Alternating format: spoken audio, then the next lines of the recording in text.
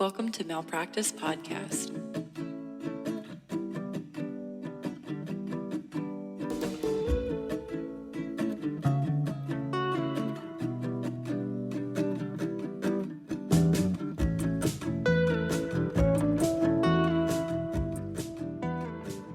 Hello, are you ready to get started? I am. I was like, is it me? Am I the drama?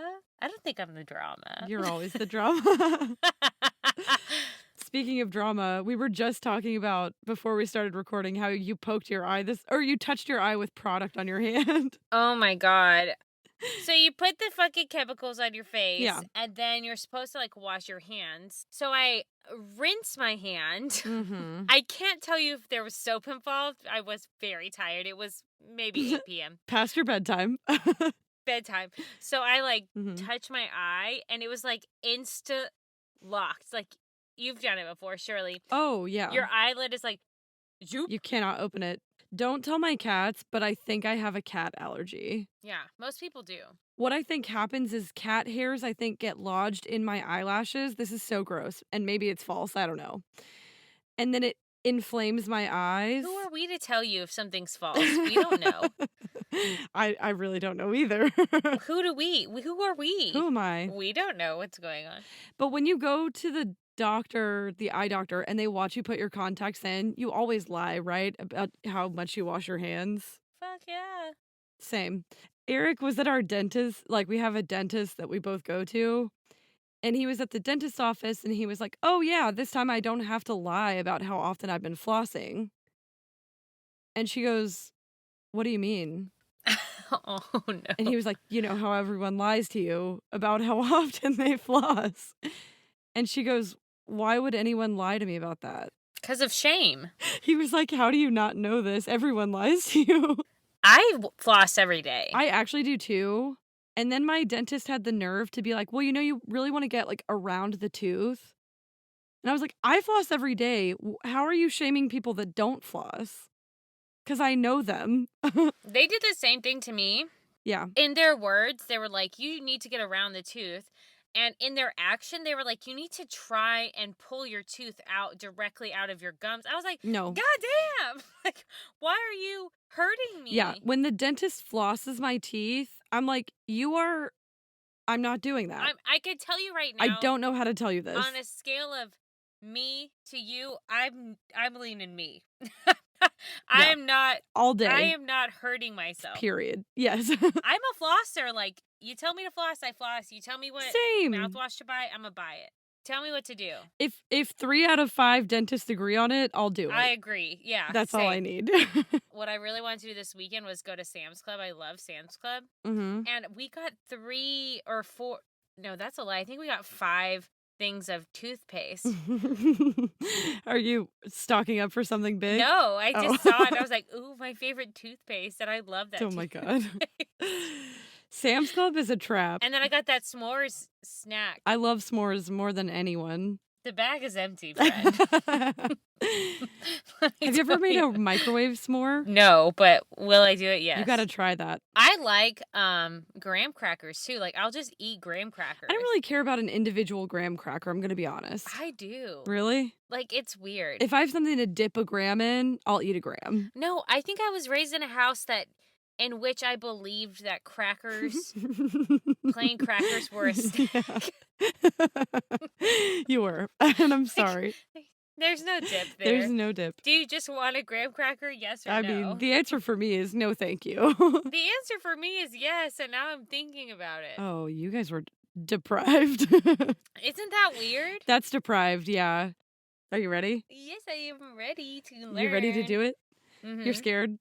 No, I like this stuff. I actually know a little bit about it. Well, I know what it is. Okay. Which is... You just feel free to jump in at any time. Oh, I don't know enough to add value. I just know enough to say, oh, yeah, I know about that. Okay, fair enough. Yeah. I think most people know that much about this. Because I feel like part of it is there's been lots of TV shows and movies and stuff like that have a character doing this. Yeah.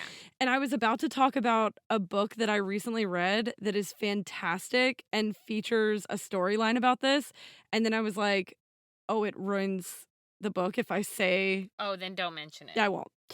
However, maybe I'll mention it later and not say that this is what it is. But today, I'm going to tell you and the Malpals about a disorder that is very interesting and very strange.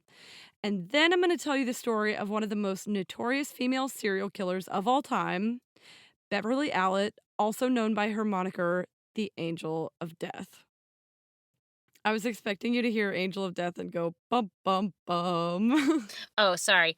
Bum, bum, bum. But this disorder, which is, I'm going to be honest, one of the most stressful things I've ever read about to prepare an episode, is called Factitious Disorder Imposed on Another, or FDIA, more commonly known as Munchausen syndrome by proxy. How did that, those two names are very different.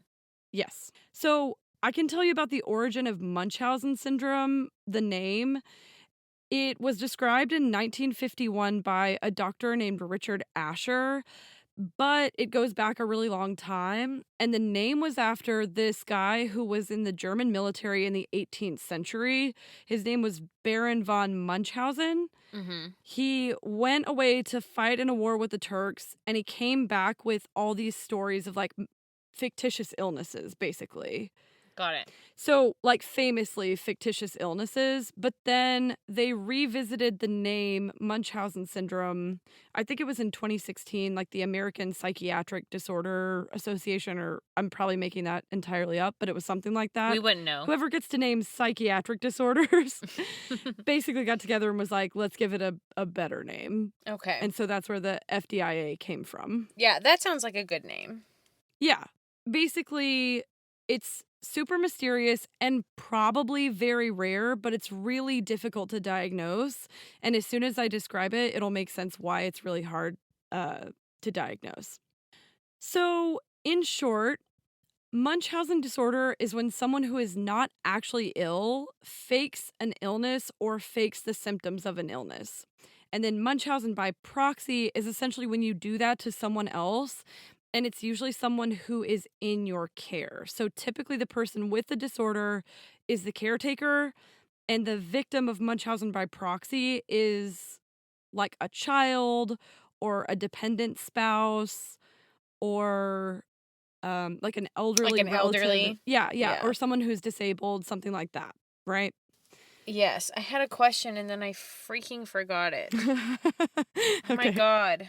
I had okay. like don't you hate it when this happened? Yes, it's the worst. I was like, oh, don't forget to ask this question, you idiot. Literally said to myself. And then What is it? it'll come to me. Do you want me to give you a second, or you want me to keep going? Honestly, it's just 6 1/2. Do we cut this part or keep it in? No, keep it in. I don't care. Okay. Okay. Beep boop bop. Okay, so no one really seems to know what causes this or how common it is. Oh, I remember the question. Do it, yeah.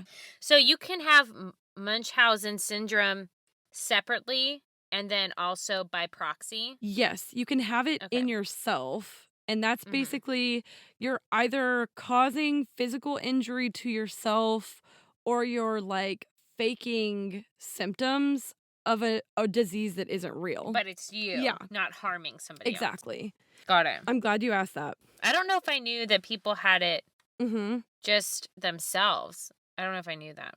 Interesting. But the weird thing is, a lot of times people who have Munchausen by proxy later in life, they start with Munchausen in their early life. Do people just think they're like hypochondriacs? So it's actually different. This is so weird. And I'm really glad you asked this. Thanks.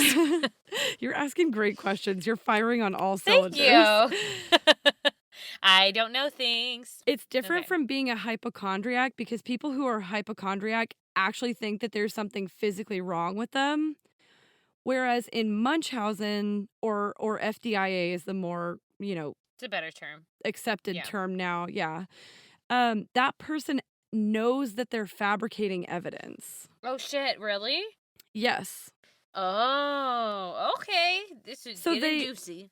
They know they're doing it, but they can somehow in their head justify it. Okay. How is that? Do we know how they justify it? No. It's like a psychological disorder. Yes, Or it is psychiatric classified disorder. as a mental disorder or a mental illness, Okay. but it's also classified as a form of abuse Yeah. because it often, like we said, takes the form of a caretaker making someone in their charge sick on purpose, and they know that they're doing it, but they're able to justify it in their head, which is really weird and interesting. That is really weird. Interesting. Okay.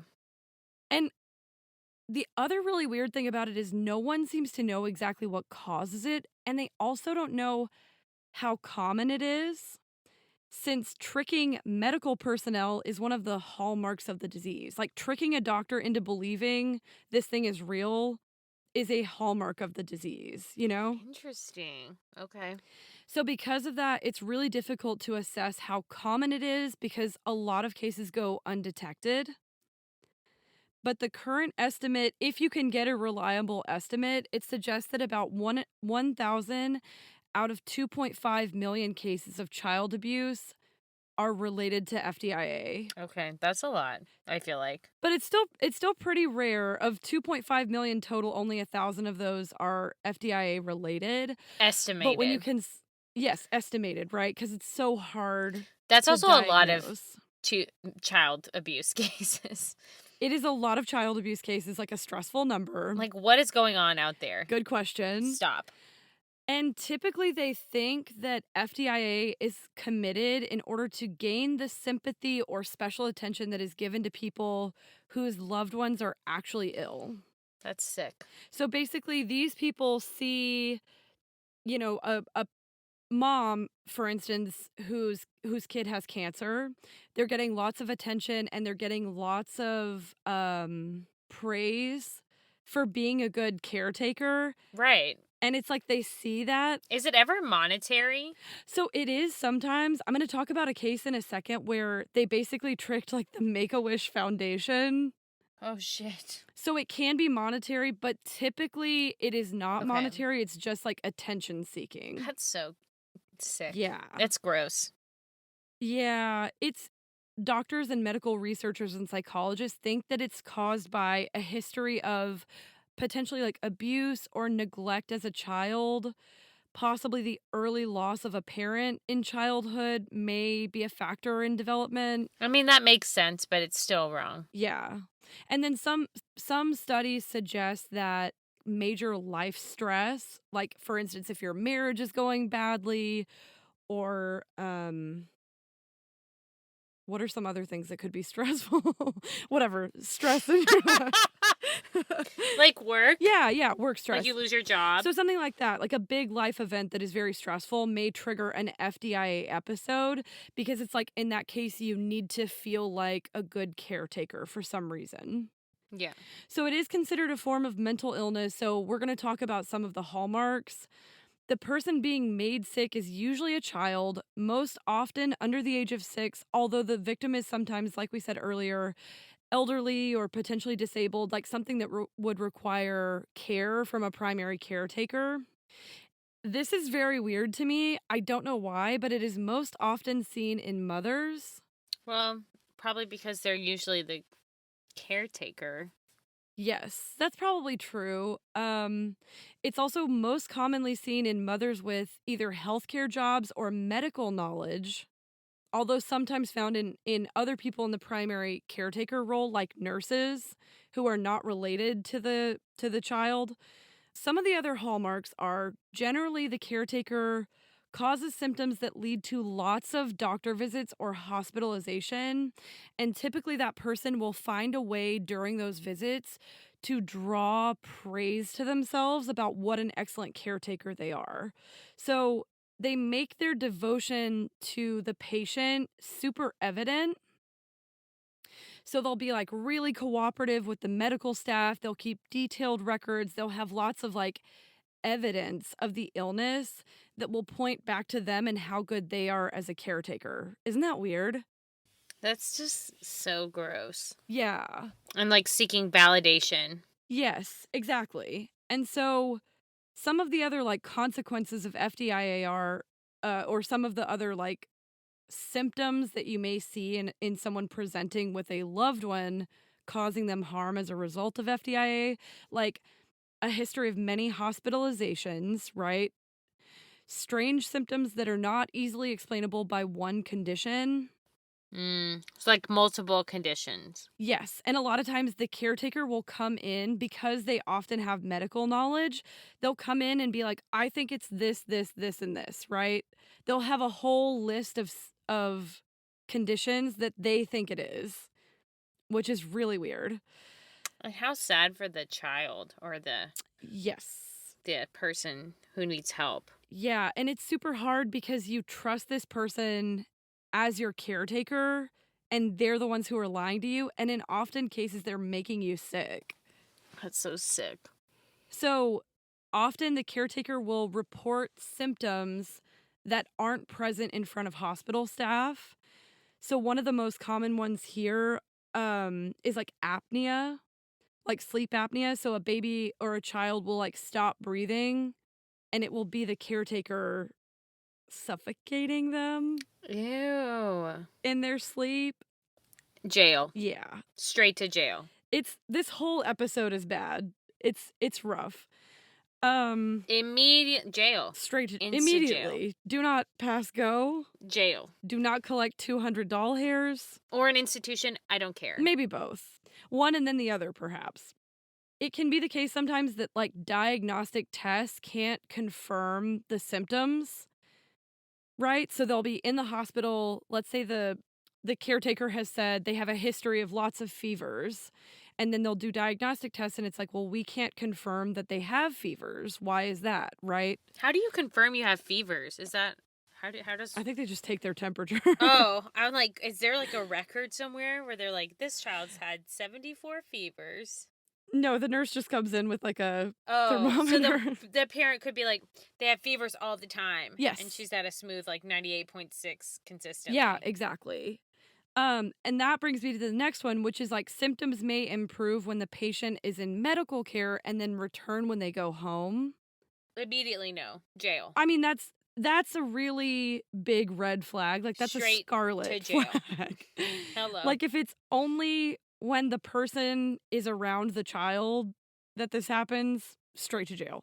It reminds me, it's giving me when Michael Scott wanted Stanley to be calm, and so he was doing yoga, and Stanley's heart machine was beeping only when Michael Scott It was like was beep, beep, coming beep, by. beep, beep, beep. And he was like, just step back, just step back. Exactly. And he realized it was him. Give me some space. That's what it's giving. Yeah. It's basically that. It is. But if Michael Scott was around him all the time. Yeah. And then the last one, and this one is impossible to miss, right? Unknown or harmful chemicals in blood tests. Jail. Because Straight to fucking jail. in order to continue misrepresenting symptoms, it is not uncommon for the person with FDIA to poison their ward. That makes sense, though. Yeah. I mean, it's a good. It's like if you see that, jail, just like immediately straight to jail. It's okay. I mean, it's like, why would you can't let a child just go with like What is harmful wrong chemicals with in their people? blood? Yeah. And I think that when they find that kind of thing is when they would trigger like a child abuse alert. But often it's things like smothering a baby in their sleep, right? Like how do you Straight to jail. But it's so hard to diagnose. Like sometimes physical injury can present itself and that's very obvious, but like if a child has so one of them is an infection, basically taking germs and rubbing them into wounds on a child. Learned about that last week. Not into it. It's like I'm not here for it. It's so hard to diagnose that though, right? I think Why does this child have an infection? I have so many feelings. They are crazy and extreme. Mm-hmm. But Do it. Go.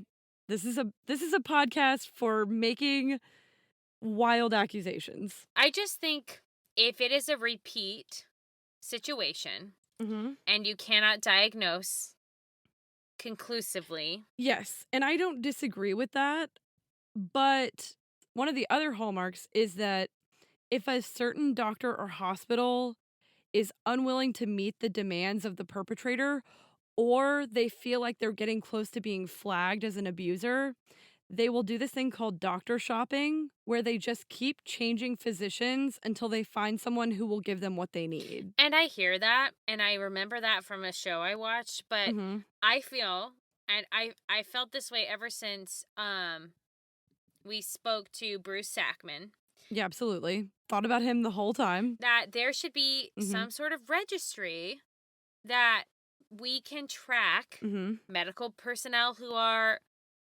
possibly serial killers. Yeah. And in the same way, you could create a registry around Like flag this parent. flagging the patient. Yeah, so that when Yeah. when you put their information in the system, it's like a little, paperclip pops up and it's like, would you like help filing a CPS report? Like, Yeah. I think it should be something like that, because I think these aren't like once, twice. This is like, No, it's like reoccurring. I mean, Yeah. there's and the risk for the child, like, or the elderly person, whoever's in care, it's not worth it. Yeah, and the risk is really high, actually. So studies have shown that the mortality rate is between 6 and 10%, which, if that were completely accurate, would make it the most lethal form of abuse. And there we are, and that's it. So a registry feels like maybe the right thing to do. It's easy enough. So we talked about like poisoning being one of the things that people do, and I'm going to tell you the story real quick of one of the most famous cases that consumed a lot of media attention. There was this really popular mommy blogger named Lacey Spears. Do you remember this? No. When was this? Okay, like 2015. Certainly. I wasn't reading mommy blog things. Oh, fair. Same. Were you? No, no, I was not. Cat mommy blogs. You're on a different page in that book. I did not even know what a mommy blog was in 2015. Don't come at me. I barely know now. Same. So basically, this woman spent years convincing her like internet supporters to support her during what she claimed was like a mysterious illness of her beloved 5-year-old son, Garnett. What a cute name, Garnett. Basically, she convinced everyone that she was a really good mom, doing the best she could. You know, she was tracking his illness and her kind of journey through trying to figure out what was wrong with him. But according to one Rolling Stone article, she was convicted of murder in 2015 Damn. after her son passed away Oh. when investigators found the equivalent of 69 packets of salt in her son's feeding bag, which is enough to be a lethal dose. Of salt? Just table salt poured into his feeding bag. Yeah. 69 packets of salt is a lot of It's salt. a lot of salt. So, In his feeding bag? yeah. Oh, he was real sick. He had like Or was he even sick? No, he wasn't sick. It was her. Aw, what a bitch. Just dosing him for years and years and years while running this like popular and profitable mommy blog about how to take care of a sick child. What was she dosing him with? Salt. Just salt. Just salt? Just lots of What table a salt. fucking freak. Yeah. Is she still in jail? Yes, she is still in jail. She is currently serving a 20-year to life sentence for second-degree murder. Bye-bye. Basically, Why is it second degree? That was a calculating bitch. so this is so weird. If the defense can prove that they have a mental illness, they often get second instead of first degree. It seems like in these cases with FDIA, it seems like they often get second degree charges because they can prove that they are like mentally incapacitated. But isn't FDIA where they have a disorder, Mm-hmm. they're mentally ill, but they know what they're doing is wrong? They do know what they're doing is wrong, but the research that I've done seems to indicate that it is a severe enough mental disorder that they will classify it as second degree, like unplanned second degree murder. I think that's messed up. I don't know if I agree with it either. I just think, like, between you and me, like, if you can be convicted and this is a psychiatric disorder, then they should be able to be convicted to the highest degree. I love that you said between you and me on a podcast. So she's serving a life sentence, as she should. Yes, correct. One of the other super weird components of this disorder is that tricking medical staff is a critical part of the caretaker's like role play. Right. That's crazy town. So, as is their role, when you come into the hospital, medical staff will react to the concerns of the perpetrator, and by attempting to help the victim, they unintentionally but actively enable the behavior Yeah. because the long-term goal is getting attention. And when you give them attention, you're enabling the behavior more. That's so... It's so hard, right? Because what do? You can't ignore a sick kid. I'm over here trying to think about if I could ignore a sick kid, and the answer is no. No, and nobody should, right? Because in the most common cases, it's not this, right? How do you get a child away from someone like this? It is so hard to prove.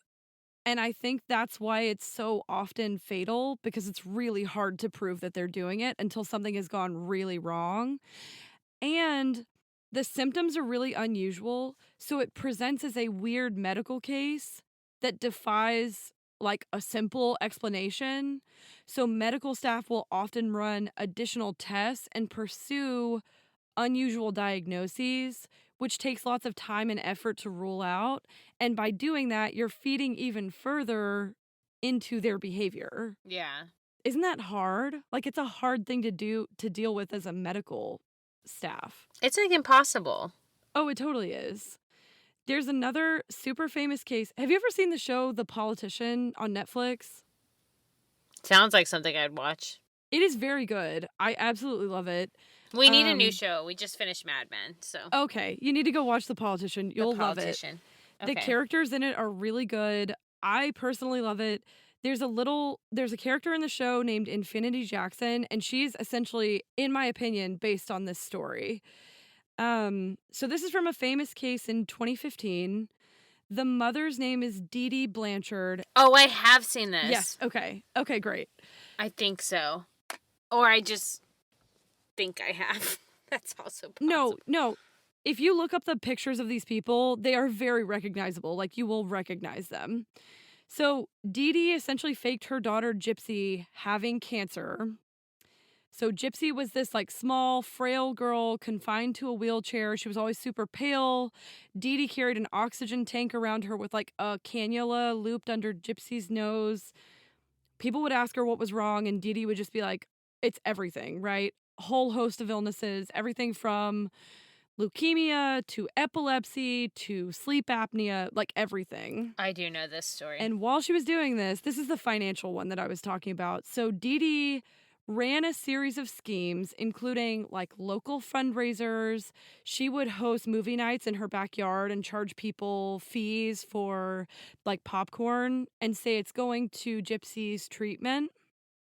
So she would scam local fundraisers like charity trips to Disneyland. She met Miranda Lambert through Make-A-Wish. Like, she tricked everyone. No. For years. This went on for years until one day this mysterious post on Dee Dee's Facebook appeared and it said, quote, "The bitch is dead." Oh. And everybody, all their neighbors were like, sorry, what? Is she not the bitch is dead kind of gal? She's not the bitch is dead kind of gal. She's like chipper and happy and like everybody loves her, right? She's a con artist, number one. Okay. So she, like, everybody loves her. Concerned neighbors phone the police, who come into the house to find Dee Dee, whose name they find out at this point is actually Claudine. She had a series of aliases, like I said, con woman. As you do. Face down in a pool of blood in their Missouri home. Oh, no. After being stabbed Sorry, to Dee Dee. death. Yeah. Yikes. Didn't mean to talk shit about you. Oh, I mean, she's cuckoo crazy for sure. Yeah. Like, verifiably. But Gypsy, her daughter, her medications in her wheelchair are still in the house.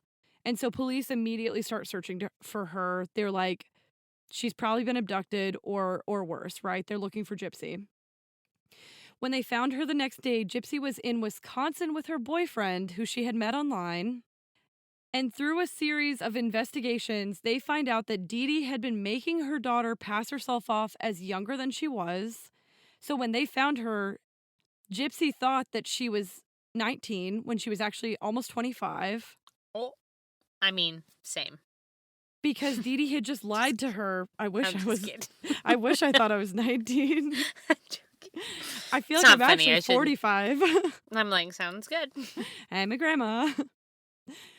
So basically, she had been making her daughter pretend to be both mentally disabled and chronically ill. She had been subjecting her to unnecessary surgery, medications, and controlling her through physical and psychological abuse. Now, this is all from like the neighbors, the medical records, Gypsy's perspective, but it's probably true. I personally think it's true.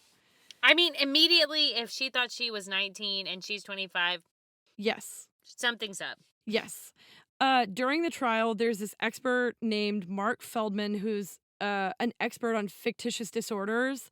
He basically stated that this was the first case he had ever experienced of FDIA, which the child that was abused killed the abusive parent. Gypsy said, I have had enough of your bullshit today. She quite literally did.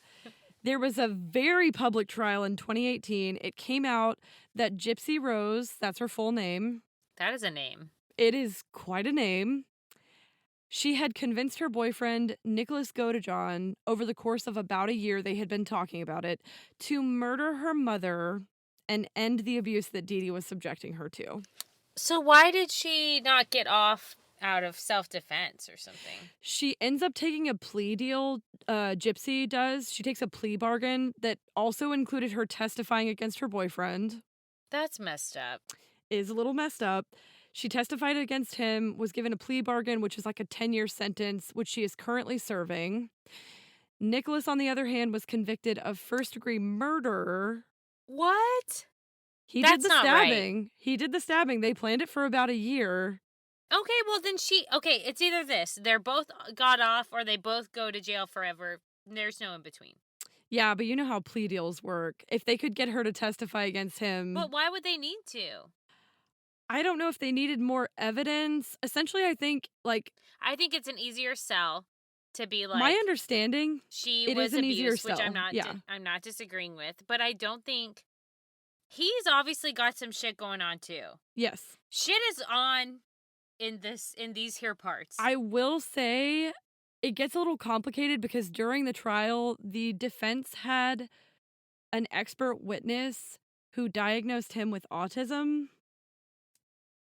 I have questions about this trial. I need to look into it more. I have a lot of questions too. It was wild. I will say the prosecution took the possibility, Missouri is a death penalty state for first-degree murder charges. They took the death penalty off the table, so he received a life sentence in prison. That's still fucked. It's a crazy story. Munchausen is always, or FDIA is always a crazy story. We should cover that trial. We actually should. When I was doing this, I almost just switched my topic directly to this because I was like, this is so interesting. Let's do this next. Neither of these are the main story I have for you today, so let's get to that. Okay. There are a shocking number of these cases, and they always seem to draw lots of public fascination because they are wild. So if you're interested in hearing more of those, I attached a Bustle article, and that Bustle article is a great place to start because it has like 8 of the most interesting cases, but I digress. So now we're going to talk about one of the most notorious female serial killers of all time, and that's Beverly Allitt, also known as the Angel of Death. Dun dun dun. As you wanted from the beginning. Thank you. That's the appropriate sound effect to slip in after Angel of Death. So, your girl Bev was born in 1968, grew up in the village of Corby Glen in England. She was known around her small town as a great babysitter and caretaker. Oh, God. Red flag. Red flag. Immediately red flag. I was a terrible babysitter. That is so funny. So, Bev leaves school at the age of 16 to pursue her passion, nursing. Why do you leave school to pursue your passion? Red flag number 2. We already got 2 red flags. I think it works different in England. Like, I think at this time, you could just leave high school and go straight into nursing, which, yikes. That feels stupid. Shouldn't. Short. England, get with your shit. That doesn't make any sense. I think maybe they have now, but this was like the 60s, and they're like, whatever. The 60s suck. As a child, Beverly was also known to wear like bandages and casts over fake wounds to gain attention. That's the third red flag. I have For collecting red flags this episode. For those of you counting at home, that's number 3. Third. However, I will say, who amongst us isn't guilty of wearing a fake bandage? You never did that? Me. I never did. Oh, I did. I think when I broke my arm when I was like 5 years old, I was like, this is not the shit. This sucks. This is not a win. I hate it.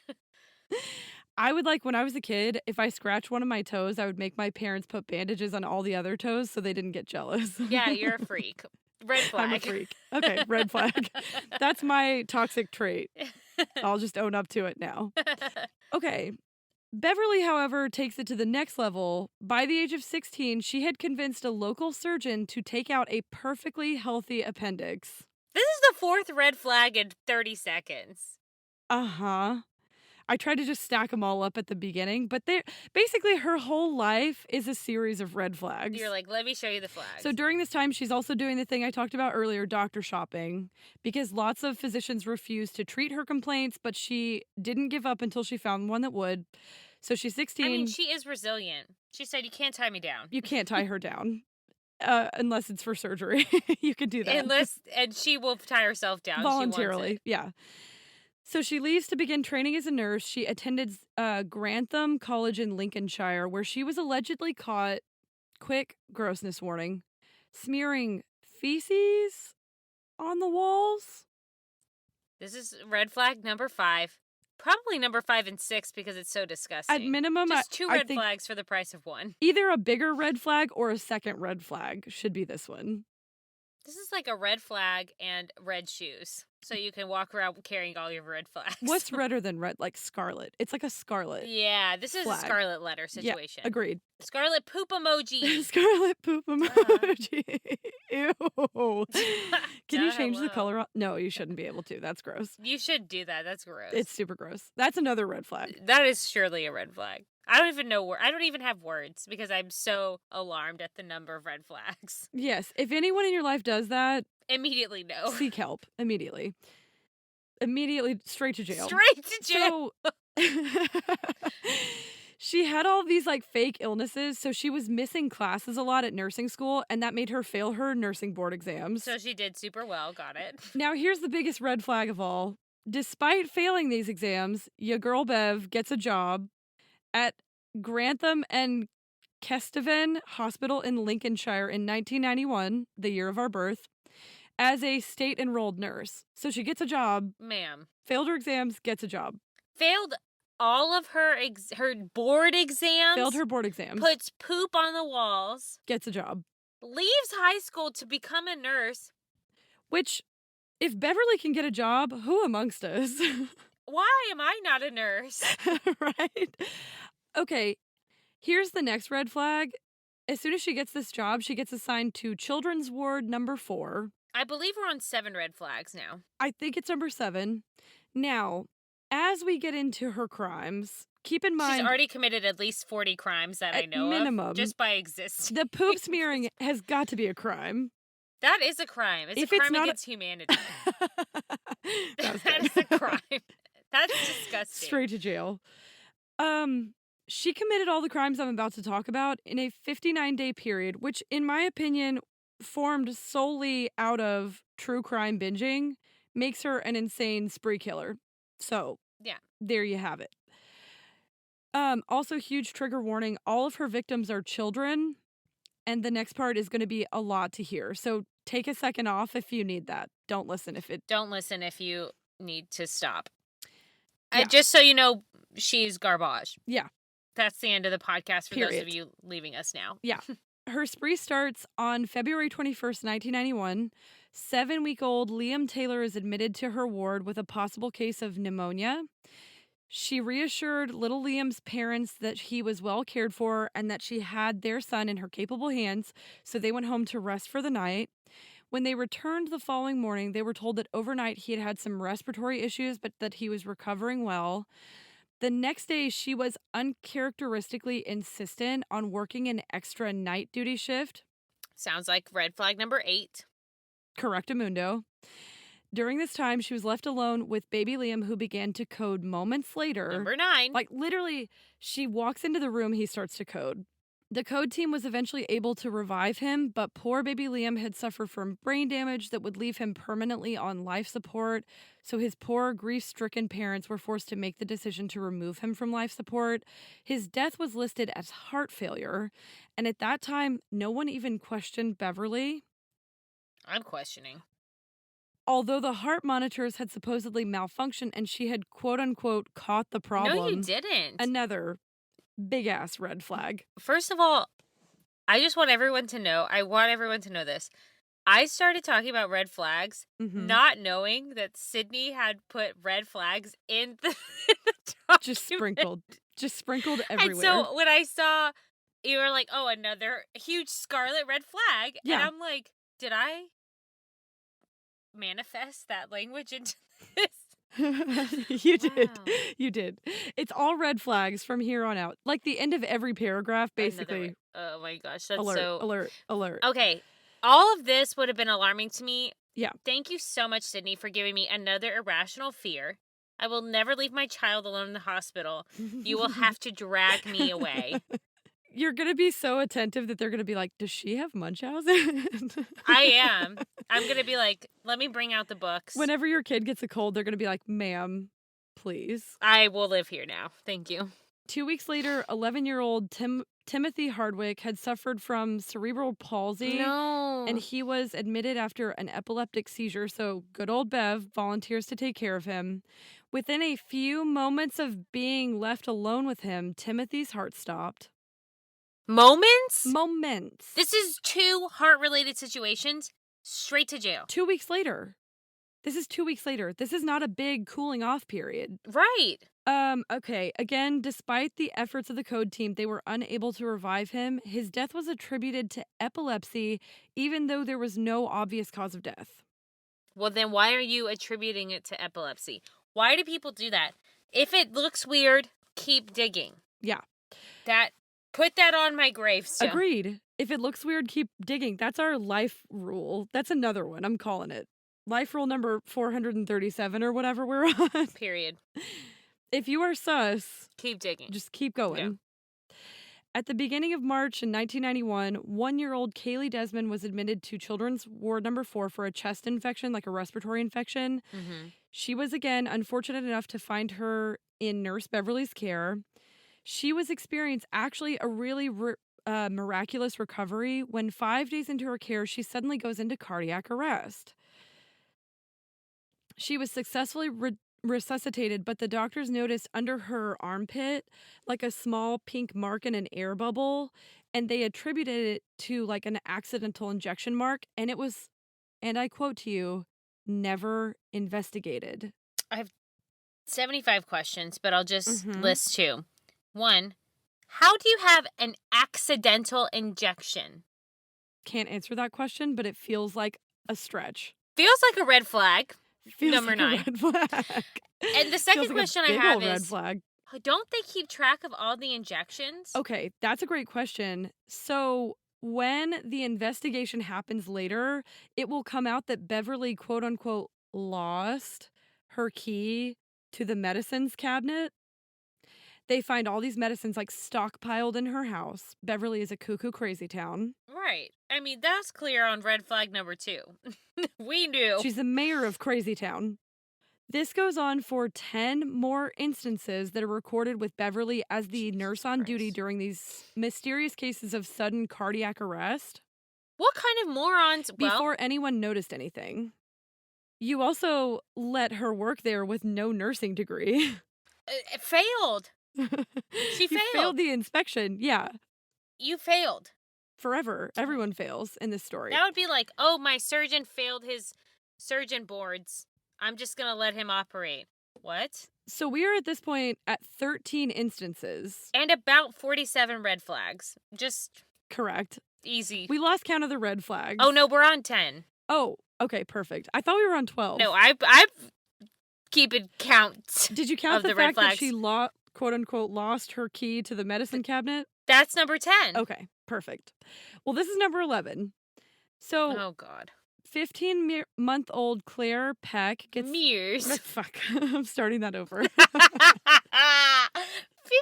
Mears. I hate myself. I almost said years, and then I was like, months. No, months. I'm leaving all this in. I thought you were going to say 15 meerkats. I don't know why. I wish it was 15 meerkats. I know, me too. I just don't want to listen. I know. I'm sad. 15-month-old... Let me start that over. Mm-hmm. 15-month-old Claire was admitted to Beverly's ward following a severe asthma attack that required her to be put on a ventilator. That's so scary. A baby. As was her pattern, when she was left alone with the child, Beverly did something and Claire suddenly went into cardiac arrest. Claire was stabilized and then left alone again with Beverly. Shortly thereafter, she suffered another cardiac arrest, and this time the doctors were not successful in reviving her. When an autopsy was performed, it was discovered that she had traces of lidocaine in her tissues, a drug that is potentially given during cardiac arrest but would never be given to a baby. Okay, are we about to get caught? Yes. So this autopsy initially indicated that Claire had died of natural causes, but Dr. Nelson Porter, consultant at the hospital, initiated an inquiry. Good job. So an inquiry in the UK, I think, is basically like an investigation. Yeah. Right, They just have because fancy he's basically words. like, we're going to inquire. You are arrested. That's what that means. that's fancy pants terms for straight to jail. Inquire. So he's like, there are an unusual number of cardiac arrests over the previous 2 months in Ward 4, which again is a hospital ward for babies. He's like, look at all these red flags just like dropped around like Hansel and Gretel. What is happening here? Red flags everywhere. So initially the hospital's like, maybe it's like an airborne virus, but they found nothing. Duh, because it's Bev. And then they do another autopsy on baby Claire, and they find high levels of potassium in her blood, which, if there's potassium in the blood, it's one of the most common methods of like killing someone. So high levels of potassium in the blood automatically summons the police. Inquiry. Yeah. Okay. So after the police get called, Stuart Clifton, the police superintendent assigned to the investigation, immediately suspects foul play. He's like, why are all these babies going into heart failure, right? Yeah. It doesn't make sense. Why does this woman not have a degree? Correct. They never said that. Questions need answers. Well, maybe eventually they said that. He didn't say that? Maybe eventually they did. Hopefully they did. Maybe that changed some rules. Fingers crossed. Hopefully. But he's basically like, this is sus as fuck. He's not wrong. And he starts investigating the other suspicious cases. And in all cases, almost all of the cases, he found high doses of insulin, which can be used to initiate cardiac failure, as we know from Bruce Sackman. Brucington. Further investigation revealed, at this point, they find out that she is missing the key to the insulin refrigerator as well. 11. Records are missing. They go to her house and they find the missing records at her house. Burn them! So, you're a moron. period. You're not even good at your job. You're not good at your job. Why are you keeping these? And you're not good at being Correct. a murderer. Double fail. Yeah. At this point, they're super suspicious. They start investigating. They're finding all this suspicious stuff at her house. And in all of these cases, the only things that these children have in common, they're coming in for different reasons.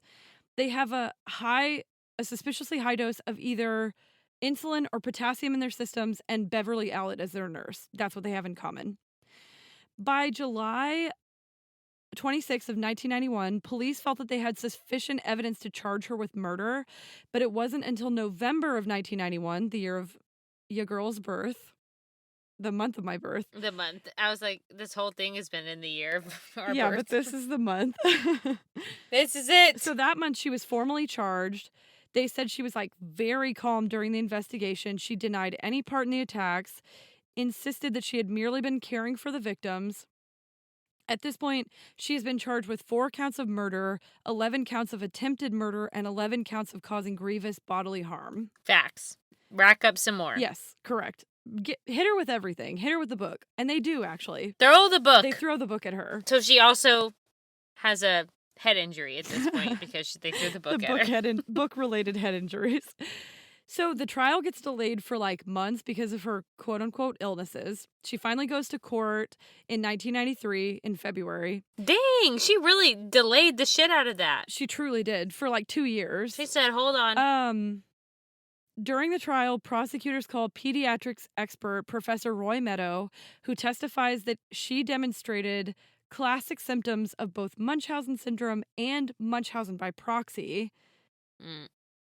After she's convicted, it was Professor Meadows' opinion that she would never be cured, making her a clear danger to anyone who she might come into contact with. Jail. The trial lasted about 2 months. She attended only 16 days total due to illnesses. Yeah. She's so sick. Yeah. She was convicted in May of 1993 and given 13 consecutive life sentences for murder and attempted murder. At the time, it was the harshest sentence ever delivered to a woman, but according to Justice Latham, who was the judge, it was, quote, commiserate with the horrific suffering of the victims, the family, and the ignominy she had brought to nursing as a profession. Period. He went on to say, I have found there is an element of sadism in her conduct and her offending, but that sadism itself, if not the result, is certainly a manifestation of her mental disorder, and it would be unduly simplistic to treat it the way as one would if the offender were mentally ill. So she's a sadist, basically, is what he's saying. Yeah. Agreed. By her actions, what should have been a place of safety for its patients was not just a place of danger, but if not a killing field, something close to it. Straight to jail. Forever. So she's convicted, given 13 life sentences for both murder and attempted murder. She's presently serving her sentence at Rampton Secure Hospital, which is essentially a facility for the criminally insane, which was established by England's Mental Health Act.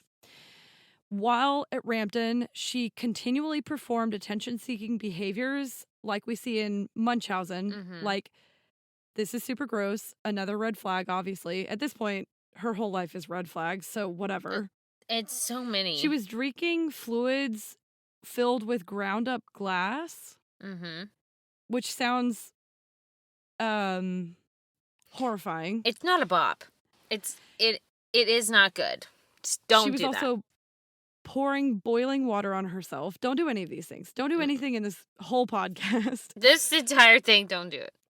She eventually admitted to 3 of the murders and 6 of the assaults. Wow. That's unhelpful as fuck at this point, but go on. Yeah, I mean, we know. You don't gotta tell us. You did it. Because of the nature of her crimes, I feel like, personally, we can all rest a little easier knowing that the courts also ruled she will never, ever, ever be eligible for parole. Never. So that's what I know about England's most notorious female serial killer, the Angel of Death, Beverly Allitt, and that's what I know about factitious disorder imposed on another or Munchausen syndrome by proxy. That's what I know about it. And that's what we know about red flags. You see one? That's everything I know about red flags. That is every red flag I've ever seen in my life. Same. So many red flags. So many. In all of these stories. So many flags and so many colors of red, shades of red, all so many maroon, shades. The level, scarlet, the spectrum of red that we saw. Yeah, maroon, dark red. There's no more red flags in the world. They're all here. No, she's used them all. None for you. None for Gretchen Wiener. Well, that was terrifying. Thanks a lot. Yeah, you're welcome. We hope you guys enjoyed this. We'll see you next week. Hit us up on our social medias or email us at malpracticepodcast@gmail.com if you have a reco for our next episodes. Absolutely. Don't forget to leave us a review wherever you listen. Smash the subscribe button. We love it. We read them all, and we love you if you do it. And don't forget, malpractice makes perfect. Bye-bye. Bye-bye.